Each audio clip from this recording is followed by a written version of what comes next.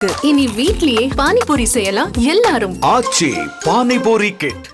கொல்கத்தாவில் தனியார் நட்சத்திர ஹோட்டலில் ஏற்பட்ட தீ விபத்தில் தமிழ்நாட்டில் கரூரைச் சேர்ந்த மூவர் தீயில் கருகி உயிரிழந்த நிலையில் அவர்களது உடல்களை விரைவில் சொந்த ஊருக்கு கொண்டுவர நடவடிக்கை மேற்கொள்ளப்பட்டுள்ளதாக தகவல் வெளியாகியுள்ளது. விவரங்களை தர இருக்கிறார் செய்தியாளர் பிரபாகரன். விவரங்கள் வழங்கலாம். வணக்கம் மேடம்.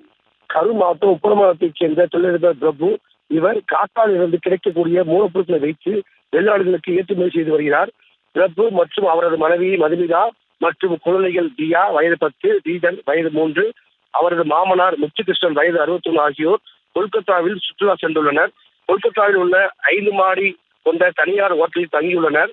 நேற்று இரவு குழந்தைகள் மற்றும் மாமனாருக்கு உணவு வாங்குவதற்காக பிரபு மற்றும் அவரது மனைவி ஆகியோர் இருவரும் அருகில் உள்ள உணவகத்திற்கு சென்றுள்ளனர்.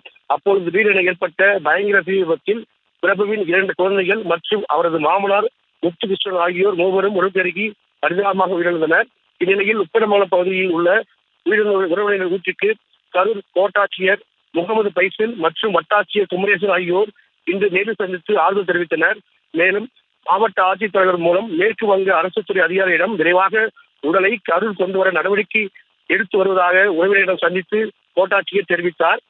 உடலை விரைவாக சொந்த ஊருக்கு கொண்டு வர தமிழக அரசுக்கு உறவினர்கள் கோரிக்கை வைத்துள்ளனர்.